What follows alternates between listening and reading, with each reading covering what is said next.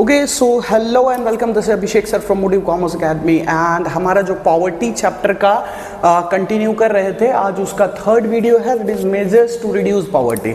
हमने पार्ट 1 में डिस्कस किया कि पॉवर्टी क्या होता है, एब्सोल्यूट पॉवर्टी क्या होता है, रिलेटिव पॉवर्टी क्या होता है, पॉवर्टी लाइन क्या होता है। ठीक है, उसके हमने पूरी चीज़ों को देखा था। देन सेकेंड पार्ट के वीडियो में हमने समझा था कि कॉजेज ऑफ पॉवर्टी क्या क्या हो सकते हैं, है ना। इंडिया में जो पॉवर्टी है उसके क्या क्या रीजन्स हो सकते हैं, causes that is reasons of poverty, है ना। आज हम पढ़ने जा रहे हैं मेजर्स टू रिड्यूस पॉवर्टी। अच्छा सर, मेजर्स क्या होता है? मेजर्स का मतलब होता है सॉल्यूशन, है ना। क्या क्या पॉवर्टी को इरेडिकेट करने के लिए, इरेडिकेट तो नहीं बोल सकते हम, रिड्यूस बोल सकते हैं। ठीक है, यहाँ पे वर्ड देख लीजिएगा, रिड्यूस, है ना। इरेडिकेट पूरी तरीके से गरीबी खत्म करना किसी के बस की बात नहीं है, बस हम इसको क्या कर सकते हैं, रिड्यूस कर सकते हैं। ठीक है, तो उसके क्या क्या स्टेप्स हो सकते हैं वो सारी चीजें आज हम देखेंगे। ठीक है, ये सारे पॉइंट्स को हम डिटेल में डिस्कस करेंगे, एक एक पॉइंट्स को। ठीक है, और सबसे बड़ा बेनिफिट आपको ये मिल जाता है कि आपको नोट्स के साथ में सारी चीजों को प्रोवाइड करता हूँ। ठीक है, ताकि आपको एग्जामिनेशन में भी आपको हेल्प हो पाए और प्लस कॉन्सेप्ट भी क्लियर रहे। ठीक है, चलिए शुरू करेंगे पहले पॉइंट्स के साथ। ओके सो बच्चों, जो पहला पॉइंट आपको दिख रहा होगा वो है टू इंक्रीज एग्रीकल्चरल प्रोडक्टिविटी। अच्छा, इसको इंक्रीज करने से अगर गवर्नमेंट इनिशिएटिव ले कि भाई एग्रीकल्चर प्रोडक्टिविटी पे फोकस करे तो क्या पॉवर्टी को रिड्यूस किया जा सकता है। देखते हैं कैसे, समझिएगा। पहले मैं रीड कर लेता हूं, फिर मैं आपको समझाता हूं। देखिए, in India one of the basic reason of poverty is low productivity in agriculture. अच्छा, बच्चों के मन में सवाल आ रहा होगा कि सर ये लो प्रोडक्टिविटी क्या होता है ना। लो प्रोडक्टिविटी, हाई प्रोडक्टिविटी, बहुत बार वर्ड सुने कि लो प्रोडक्टिविटी, हाई प्रोडक्टिविटी, लेकिन इसका मतलब होता क्या है समझिएगा। एग्जांपल समझिएगा आपको कि कोई एक बंदा है जिसको मैं काम करने दे रहा हूं, ठीक है, और काम करने दे रहा हूं, वो एज यूजुअल काम कंप्लीट नहीं कर पा रहा है। दैट इज, हम बोल सकते हैं कि भाई 100 प्रोडक्शन होना चाहिए था, 100 गुड्स का प्रोडक्शन होना चाहिए था, बट वो प्रोड्यूस करके नहीं दे पा रहा है। किसी भी रीजन के कारण हो सकता है, कोई भी वैलिड रीजन भी हो सकता है, इनवैलिड रीजन भी हो सकता है। ठीक है, मे बी वो टाइम पास कर रहा होगा, मे बी उसके पास रिसोर्सेस नहीं होंगे, बहुत सारे रीजन हो सकते हैं, लेकिन जो 100 प्रोडक्शन होना चाहिए था, जो कैपेसिटी था, उतना प्रोडक्शन नहीं हो पाया। This is called low productivity, है ना। लो प्रोडक्टिविटी मतलब जितना एज यूजुअल होना चाहिए उससे कम प्रोडक्शन होना, this is called low productivity. तो देखिए क्या पॉइंट बोला, in India one of the basic reason of poverty is low productivity in agriculture. अभी देखिए कैसा होता है कि भाई पूरा फैमिली फार्मिंग में जुड़ा हुआ है, फिर भी उतना प्रोडक्शन नहीं कर पाते हैं। ठीक है, सबका रोल होता है थोड़ा थोड़ा, कोई खेती करता है, कोई सामान लेके आता है खेत से, कोई गाय चरा रहा है, बैल चरा रहा है, ऐसा आपको एग्रीकल्चर में देखने को मिलता होगा, लेकिन फिर भी उनका प्रोडक्शन उस लेवल का नहीं है। जबकि एक आदमी इंडस्ट्री में काम करके 20,000 22,000 रुपए कमा ले रहा है, बट उसी तरीके से एग्रीकल्चर में जो फार्मर काम कर रहा है वो उतना नहीं अर्न कर पा रहा है। मे बी 4 to 5 के पर मंथ अर्न कर पाता है सिर्फ लाइवलीहुड को चलाने के लिए। तो यही बोला गया है कि जिस टाइम पे वो इंडस्ट्री में काम करके इतना पैसा अर्न कर पा रहा है, तो एग्रीकल्चर में क्या आ जा रहा है, लो प्रोडक्टिविटी आ रहा है। अगला पॉइंट क्या बोला, if the agriculture productivity increases, अगर एग्रीकल्चर प्रोडक्टिविटी क्या कर दिया जाए, इंक्रीज कर दिया जाए, है ना, एग्रीकल्चर का प्रोडक्शन बढ़ा दिया जाए, इसका हाई हो जाए, तो with that income of agriculture labourers will also increase. इसके साथ साथ जो फार्मर उसमें काम कर रहे हैं तो उनका इनकम भी बढ़ जाएगा, तो इसके साथ पॉवर्टी कैन बी रिड्यूस्ड। ठीक है, अब ये करेंगे कैसे, आपको अगर एग्रीकल्चर प्रोडक्टिविटी बढ़ाना है तो कैसे, क्या रास्ते हैं आपके पास। तो farmers are informed about upgraded technology. अभी देखिए, एक फार्मर है जो खेत में काम करता है और वो उसके पास बहुत सारे खेत हैं। आप देखे होंगे कि गांव में जो भी लोग होते हैं उनके पास खेत बहुत होते हैं, बस उसमें प्रोडक्शन नहीं कर पाते हैं। ठीक है, तो अगर उनको अपग्रेडेड टेक्नोलॉजी के बारे में बताया जाए कि ट्रैक्टर यूज कर सकते हैं, है ना, बोरवेल यूज कर सकते हैं, इरिगेशन फैसिलिटीज है आपके लिए, तो ये सारी चीजों को यूज करके वो पूरे खेत का मतलब यूटिलाइज कर सकते हैं, यूज कर सकते हैं। ठीक है, farmers are informed about upgraded technology, reasonable rates, कहां वो अपने सामान को रीजनेबल रेट में बेच सकते हैं। ठीक है, फार्मिंग वेज में क्या क्या बता सकते हो कि सही क्वालिटी का सीड्स का यूज करना, है ना, इंसेक्टिसाइड्स को मारने के लिए बहुत सारे वो आते हैं, क्या बोलते हैं, स्प्रेज आते हैं, वो सारी चीजें यूज करना, तो वो सब से एग्रीकल्चर का प्रोडक्शन बढ़ जाएगा। ठीक है, चलिए इसको मार्क कर लीजिए। पहला पॉइंट था टू इंक्रीज एग्रीकल्चर प्रोडक्टिविटी, इसका बहुत बड़ा रोल रहता है पॉवर्टी रिड्यूस करने में, क्योंकि इंडिया तो एग्रीकल्चर कंट्री ना, फार्मर ही गरीब तो देश भी गरीब, है ना, क्योंकि ज्यादातर लोग तो एग्रीकल्चर से जुड़े हुए हैं। ठीक है, इसका स्क्रीनशॉट लीजिए, फिर हम बढ़ेंगे दूसरे पॉइंट की तरफ। चलिए सर, देखिए नेक्स्ट पॉइंट क्या दिया है, development of small scale industries. क्या स्मॉल स्केल इंडस्ट्रीज का डेवलपमेंट किया जाए कंट्री के अंदर तो क्या उससे पॉवर्टी को रिड्यूस किया जा सकता है, पॉवर्टी पे कोई असर पड़ेगा? तो देखते हैं। अच्छा, मेरी बातों को याद कीजिए जरा, जब हम कॉजेज पढ़ रहे थे, है ना, कॉजेज ऑफ पॉवर्टी पढ़ रहे थे या कॉजेज ऑफ अनएम्प्लॉयमेंट पढ़ रहे थे, तो उसमें हमने एक चीज डिस्कस किया था कि दो टाइप का इंटेंसिव इंडस्ट्रीज होते हैं। एक होता है लेबर इंटेंसिव और दूसरा होता है capital intensive.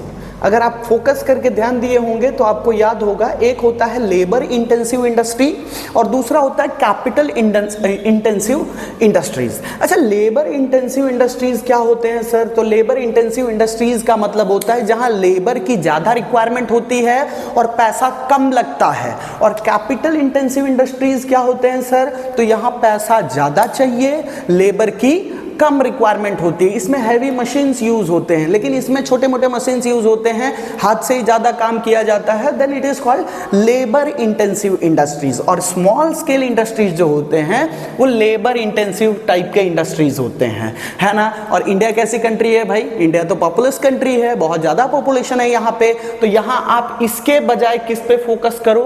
Labour intensive industries पे फोकस करो। आप स्मॉल स्केल सेक्टर्स को बढ़ावा दो, है ना। कुछ चीजों को रिजर्व करो जो कि स्मॉल स्केल सेक्टर ही बनाए, उसको बिग इंडस्ट्रीज को मत बनाने दो, है ना। तो ये सब गवर्नमेंट का रोल हो सकता है। ठीक है, देखते हैं। Small scale and cottage industries plays very important role for providing employment to more labours. ज्यादा से ज्यादा लोगों को रोजगार देने के लिए बहुत बड़ा रोल प्ले करता है स्मॉल स्केल सेक्टर। बोला ना, ये लेबर इंटेंसिव इंडस्ट्रीज है ना, ये बहुत सारे लेबर्स को ही लेके काम करता है। These type of industry requires less capital, कम पैसा चाहिए, but creates more employment opportunity. लेकिन एम्प्लॉयमेंट अपॉर्चुनिटी बहुत देता है। यहाँ मशीनें चाहिए ही नहीं, यहाँ तो लोग चाहिए काम करने के लिए, है ना। हैंडमेड चीजें बनती है ज्यादातर, है ना। Then so if small and cottage industry, मतलब छोटी इंडस्ट्रीज को बढ़ावा दिया जाए, can be developed and encouraged, then poverty can be reduced on a large scale. अगर इंडिया जैसी कंट्री में स्मॉल एंड कॉटेज इंडस्ट्रीज को इनकरेज किया जाए, गवर्नमेंट ही कर सकती है, ये हमारे हाथ में नहीं है, बस हम चीजों को समझ सकते हैं, सीख सकते हैं। ठीक है, तो यहां पे बोला गया कि small scale industries and cottage industries को अगर बढ़ावा दिया जाए तो इससे ये बेनिफिट हो सकता है कि भाई पॉवर्टी को रिड्यूस किया जा सकता है, क्योंकि ज्यादा से ज्यादा लोगों को रोजगार मिलेगा तो उनके हाथ में पैसा आएगा, और पैसा आएगा तो पॉवर्टी रिड्यूस होगा। ठीक है, ये था हमारा second point, development of small scale industries. Screenshot लीजिए अच्छे से, देन हम बढ़ेंगे थर्ड पॉइंट की तरफ। ओके, सो बच्चों, जो नेक्स्ट पॉइंट है हमारा, डेवलपमेंट ऑफ अनऑर्गेनाइज्ड सेक्टर, है ना। तो पहले तो आपको ये पता होना चाहिए कि अनऑर्गेनाइज्ड सेक्टर होता क्या है ना।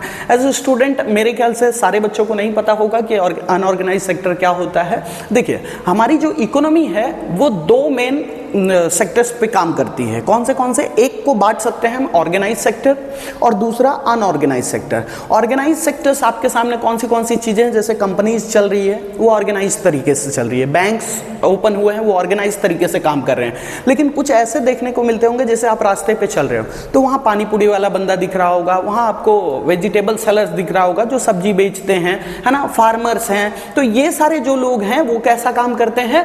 अनऑर्गेनाइज्ड वे में काम करते हैं। ठीक है, तो दो सेक्टर्स होते हैं, एक ऑर्गेनाइज सेक्टर और एक अनऑर्गेनाइज सेक्टर। तो यहां पे बोला गया कि भाई इंडिया जैसी कंट्री में तो मोस्ट ऑफ द पॉपुलेशन किस पे डिपेंड है? ऑर्गेनाइज्ड के बजाय अनऑर्गेनाइज सेक्टर पे डिपेंड है। तो भाई पुअर तो यही लोग हैं ना, इनके पास रहने खाने या कोई भी फैसिलिटी के लिए पैसा नहीं हो पाता है, उतना अरेंज नहीं कर पाते हैं। ठीक है, देखिए लिखा है डेवलपमेंट ऑफ अनऑर्गेनाइज सेक्टर। तो पहले तो मैंने अनऑर्गेनाइज सेक्टर का मीनिंग इंक्लूड किया है कि इसके अंदर क्या क्या चीजें आती है। देखिए, unorganised sector includes vegetable vendors. Vendors का मतलब होता है सेलर्स। वेंडर्स का मतलब क्या होता है सर? सेलर्स। तो वेजिटेबल वेंडर्स जो सब्जी बेचते हैं। मेसोन्स इन कंस्ट्रक्शन सेक्टर, काफी लोग का बच्चों दिमाग घूम गया होगा। मेसोन्स क्या होता है? मेसोन्स का मतलब होता है, आपने सुना होगा, आपका घर बनाने आता है तो एक बंदा होता है जो ईटा पत्थर का, क्या बोलते हैं उसको, मिस्त्री। ठीक है, मेसोन्स का मतलब क्या होता है? मिस्त्री। ठीक है। देखिए masons in construction sector, agriculture labourers मतलब फार्मर बोल सकते हो, एग्रीकल्चर से जुड़े हुए जो लोग हैं एक्सेट्रा, ये सारे लोग किसके कौन से टाइप के सेक्टर्स में काम करते हैं? अनऑर्गेनाइज्ड सेक्टर्स में काम करते हैं। यहाँ पे इनको कोई भी फैसिलिटी अवेलेबल नहीं होता है। लेट्स सपोज आप एक कंपनी में काम कर रहे हो, तो कंपनी आपको क्या क्या फैसिलिटी देती है? आपको बोलती है कि सर आपको अगर आने में तकलीफ है तो बस का फैसिलिटी हम प्रोवाइड कर देंगे, हेल्थ इंश्योरेंस आपको प्रोवाइड करती है, आपके बच्चे का फीस का भी प्रोवाइड कर देती है आप अगर अच्छे जॉब पे हो तो, है ना। फिर आपको पेंशन फैसिलिटी भी रहता है, पीएफ फैसिलिटी भी रहता है। तो ये सारी चीजें फैसिलिटी ऑर्गेनाइज सेक्टर्स में होते हैं। बट अनऑर्गेनाइज सेक्टर्स में जो ये लोग काम कर रहे हैं उनको ये फैसिलिटी तो अवेलेबल नहीं है, तो ये मोटिवेटेड नहीं रहते हैं, इनको तकलीफ आता है तो ये पूरी तरीके से खत्म हो जाते हैं। तो भाई नेशनल कमीशन, इंडिया का जो नेशनल कमीशन है, उन्होंने रिकमेंड किया क्या चीज रिकमेंड किया? To provide life insurance, health insurance, old age pension etcetera to improve the condition of these workers. उन्होंने बोला कि भाई तुम लिस्ट बनाओ जो जो इस फील्ड में काम कर रहे हैं और उनको ये सारी फैसिलिटीज प्रोवाइड करो ताकि उनका कंडीशन इससे इंप्रूव हो। ठीक है। For small farmers it is recommended to provide irrigation and loan facility. भाई जो छोटे मोटे फार्मर्स हैं जो अफोर्ड नहीं कर पाते हैं चीजों को, तो उनको तुम लोन फैसिलिटी प्रोवाइड करो, है ना, लोन फैसिलिटी प्रोवाइड करो ताकि वो प्रोडक्शन कर पाए, है ना। क्योंकि भाई हमारे जो देश के दो जो इंपॉर्टेंट पिलर माने जाते हैं ना, वो माने जाते हैं, एक आर्मी और दूसरा फार्मर। अगर ये दो लोग नहीं रहेंगे ना तो देश का सीमा खतरे में, पहली बात तो देश इन द सेंस कि पूरा देश खतरे में आ जाएगा। और ये दूसरा फार्मर अगर फूड ग्रेन्स नहीं उगाएंगे, हमारे खाने पीने, हम जितना भी चीज कर रहे हैं, हम कपड़ा पहन रहे हैं ये भी उनके बदौलत, हम खाना खाते हैं उनके बदौलत, मतलब फार्मर्स ना हो तो इंडिया का कोई वजूद ना, पूरे वर्ल्ड का कोई वजूद नहीं रहेगा। ठीक है। तो यहां पे बोला गया कि भाई फार्मर्स को बचाओ, फार्मर को हेल्प करो। For small farmers it is recommended to provide irrigation and loan facility. ये था हमारा तीसरा पॉइंट, स्क्रीनशॉट ले लीजिए, फिर बढ़ेंगे हम चौथे पॉइंट की तरफ। ओके भाई, आगे देखेंगे कि कौन सा पॉइंट है। तो uses of appropriate tax policy है। गवर्नमेंट जो हमसे टैक्स चार्ज करती है तो उसके थ्रू गवर्नमेंट कैसे पॉवर्टी रिड्यूस करने का काम कर सकती है ना, वो कैसे रिडक्शन ऑफ पॉवर्टी में हेल्प कर सकता है। देखिए मैं आपको एक एग्जांपल देता हूं। ये साइड रखते हैं हम रिच पोर्शन ऑफ पॉपुलेशन और ये साइड रखते हैं हम पुअर पोर्शन ऑफ पॉपुलेशन। ठीक है। हमने कैटेगराइज कर लिया कि भाई ये जो सेक्शन है ये पूरा रिच लोगों का है और ये पुअर सेक्शन का सोसाइटी हमने दो पार्ट में बांट लिया। अब गवर्नमेंट यहाँ पे क्या रोल प्ले करती है समझिए। रिच पीपल के पास पैसे ज़्यादा होते हैं, वो अब ज़रूरतों को पूरा करने के बाद भी उनके पास इतना पैसा होता है कि वो बाकी चीज़ों में भी यूटिलाइज करते हैं, प्लस सेविंग भी अच्छा खासा करते हैं। तो गवर्नमेंट रिच पीपल से टैक्सेस चार्ज करती है ना, उनको बोलती है कि आप टैक्स पे करो और यही टैक्स के पैसे को पुअर पीपल में यूज किया जाता है। इस प्रोसेस को हम बोलते हैं रीडिस्ट्रीब्यूटिंग इनकम। रीडिस्ट्रीब्यूटिंग इनकम, लोगों जिनके पास ज्यादा पैसा है उनसे पैसा लो और जिनके पास कम है उन तक पहुंचा दो। तो ये चीज को हम क्या बोलते हैं? Redistribution of income. I hope ये वाला कॉन्सेप्ट क्लियर हुआ होगा आपको। जैसे गवर्नमेंट क्या करती है, पुअर पीपल को सस्ते में सामान देती है या पेंशन फैसिलिटी देती है, 6,000 रुपया पर ईयर आपको प्रोवाइड किया जाएगा। इस तरीके से गवर्नमेंट कोई भी प्रोग्राम्स के थ्रू पुअर तक पैसा पहुंचाने का काम करती है। ठीक है। देखिए government uses tax policy to reduce inequality of income.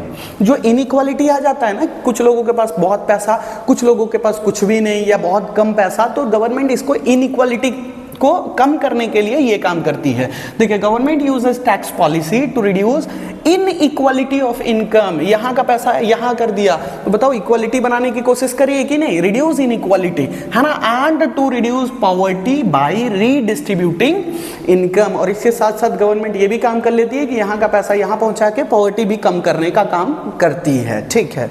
उसके बाद to reduce poverty government charges taxes from rich.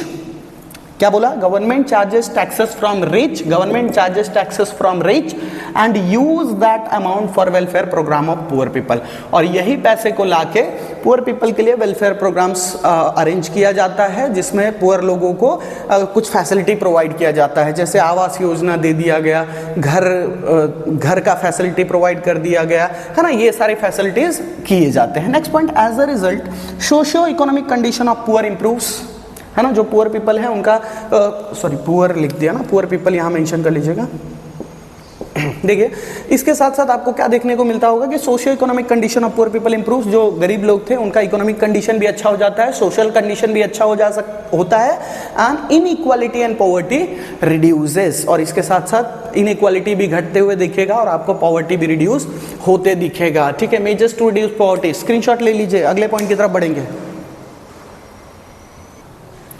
Okay so बच्चों जो अगला पॉइंट है हमारा वो है ह्यूमन कैपिटल इन्वेस्टमेंट। अच्छा, ह्यूमन कैपिटल इन्वेस्टमेंट क्या होता है? ह्यूमन कैपिटल इन्वेस्टमेंट का मतलब होता है अपने लोगों पे खर्चा करके उनके स्किल्स पे काम करो, है ना, उनका कैपेबिलिटी बढ़ाओ। जैसे मैं अपने बच्चों को पढ़ाना चाहता हूँ, ठीक है, तो मैं क्या कर रहा हूँ, ह्यूमन कैपिटल इन्वेस्टमेंट। मेरे बच्चों को उस काबिल बनाना चाहता हूँ, इसलिए मैं उसके पैसे इन्वेस्ट करता हूँ, कोचिंग के फीस, स्कूल के फीस, जहाँ पे भी मैं फीस भरता हूँ, तो वो हम क्या कर रहे हैं, ह्यूमन कैपिटल इन्वेस्टमेंट, है ना। तो ये ह्यूमन कैपिटल इन्वेस्टमेंट यहाँ पे स्लैश करके आपको यहाँ एजुकेशन लिख देता हूँ ताकि आपको समझने में आसानी हो। हमने रीजन में पढ़ा था ना, लैक ऑफ एजुकेशन भी रीजन है पॉवर्टी का। तो वही अगर एजुकेशन पे फोकस किया जाए, ह्यूमन कैपिटल इन्वेस्टमेंट पे फोकस किया जाए, तो भाई ये पॉवर्टी कम करने को हेल्प कर सकता है। देखते हैं कैसे। It is seen that lack of education and skills become a major reason for unemployment among people. ये हमको देखने को मिला कि भाई लोगों में ज्यादातर बेरोजगारी जो है, जो मार्केट में ज्यादातर लोग जो बेरोजगार हैं, वो ड्यू टू किस रीजन है, lack of education and skills के कारण। उनके पास स्किल नहीं है। मार्केट में देखिए, अगर आप ऐसा बोलते हो कि रोजगार नहीं है मार्केट में, तो ये आपकी सबसे बड़ी गलतफहमी है, क्योंकि बिजनेस बोलती है कि भाई हमको उस काबिल वर्कर नहीं प्रोवाइड हो पा रहे हैं जैसा हमको रिक्वायरमेंट है ना। और यहाँ वर्कर क्या बोल रहा है, हमको जॉब नहीं मिल रहा है। तो ये दोनों का है ना कॉम्बिनेशन मिल नहीं पा रहा है, दोनों का एकदम जो बोलते हैं ना जहाँ पे इंटरसेक्ट होता है वो वाले पोर्शन आ ही नहीं पा रहे हैं, ठीक है। तो ये एक रीजन बन जा रहा है कि lack of education and skill become a major reason for unemployment among people.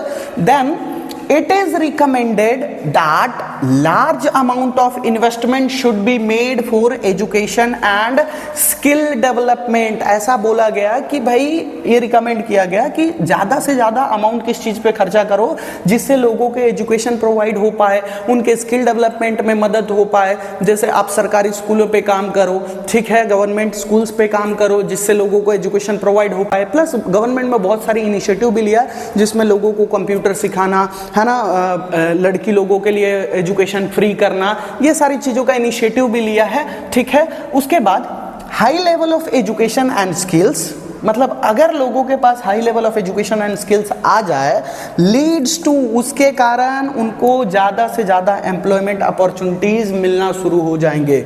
Leeds to more opportunities of employment for people, ज़्यादा से ज़्यादा रोजगार लोगों को मिलना शुरू हो जाएगा। Then it will help to reduce poverty, और इसके कारण अपने को रिड्यूस पॉवर्टी में रिडक्शन देखने को मिलेगा, ठीक है। लोगों के पास रोजगार आ गया, रोजगार आया तो पैसा आया, पैसा आया तो पॉवर्टी खत्म, है ना। कल तक मैं गरीब था, अचानक से मेरे को काम मिल गया, काम मिला तो मेरे हाथ में पैसा आया और मैं पॉवर्टी से बाहर हो गया, ठीक है। ये था human capital investment. Last point हम पढ़ने जा रहे हैं, इसका स्क्रीनशॉट ले लीजिए पहले। ओके सो बच्चों हम बढ़ चुके हैं लास्ट पॉइंट की तरफ, जिसमें है एम्प्लॉयमेंट प्रोग्राम्स। एम्प्लॉयमेंट प्रोग्राम्स को ऑर्गेनाइज करके भी गवर्नमेंट पॉवर्टी को रिड्यूस कर सकती है। कैसे, वो हम समझेंगे। देखिए यहाँ पे लिखा है, we can see that employment generation and poverty eradication are inter related. अच्छा, employment generation and poverty eradication are inter related, ऐसे कैसे भाई? Employment generation and poverty eradication. Eradication का मतलब होता है रिमूव होना, खत्म होना, है ना। पॉवर्टी इरेडिकेशन, ये दोनों इंटर रिलेटेड हैं, एक दूसरे से जुड़े हुए हैं। कैसे हम बोल सकते हैं? चलिए मैं आपको एक एग्जांपल देता हूँ, बहुत ही मस्त एग्जांपल है, मेरा लाइव एग्जांपल है, मैं आपको बताता हूँ। मेरा एक दोस्त है जिसका नाम चंद्रभान यादव जी है, ठीक है। अब कैसा है कि उसको मैं कभी फ़ोन करता था तो कभी 50 रुपये के लिए, 100 रुपये के लिए कि हाँ भाई तेरे पास है क्या, है ना, 500 या 1000 रुपये है क्या, तो वो हमेशा मना करता था। मतलब मैं उसको मान सकता हूँ कि कुछ समय पहले वो कौन से कंडीशन में आता था, पॉवर्टी के कंडीशन में। अचानक से कुछ दिन पहले उसको रोजगार लग गया, है ना, कुछ दिनों से वो कंपनी में जाने लगा या कहीं पे जुड़ा हुआ है, ठीक है। तो अब कुछ दिन पहले मुझे मिला तो उसने मुझे शॉक दे दिया। वो बोलता है कि चलेंगे पार्टी करने, 4-5 हज़ार का पार्टी करने। तो मेरे को ये चीज़ तो ये लाइन से क्लियर हो रहा है कि भाई एम्प्लॉयमेंट जनरेशन एंड पॉवर्टी रेडिकेशन, अचानक से साला टेंशन दे दिया। ओ माय गॉड, तो एम्प्लॉयमेंट जनरेशन एंड पॉवर्टी रेडिकेशन क्या हो गया, इंटर रिलेटेड है कि नहीं? देखो जैसे एम्प्लॉयमेंट जनरेशन हुआ, एम्प्लॉयमेंट लगा, उसका डायरेक्ट पॉवर्टी रेडिकेशन हुआ, पॉवर्टी खत्म, गरीबी खत्म, है ना। In 2005 NREGA has been started to provide employment opportunities to poor people.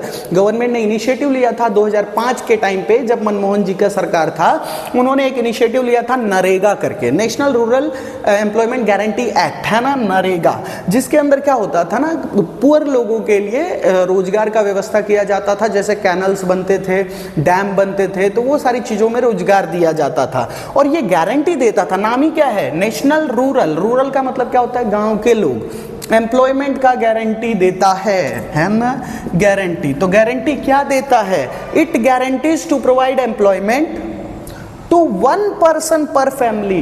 Her family में से एक आदमी को मिनिमम 100 दिन का रोजगार प्रोवाइड किया जाएगा। यही चीज का ये गारंटी देता है, ठीक है। This is employment programs measures to reduce poverty. हमारा टॉपिक पूरा खत्म हो चुका है। हमने पॉवर्टी में 3 वीडियो कंप्लीट किया है अभी तक। पहला था पॉवर्टी के पूरे कॉन्सेप्ट्स के बारे में डिस्कस किया, दूसरे में हमने डिस्कस किया क्या क्या कॉजेज ऑफ पॉवर्टी है, तीसरे में हमने डिस्कस किया मेजर्स टू रिड्यूस पॉवर्टी, ठीक है। अगले वीडियोज में अलग सेशंस लेके आऊंगा। फिलहाल इसका स्क्रीनशॉट ले लीजिए, पूरे टॉपिक को रिवाइज कर लीजिए।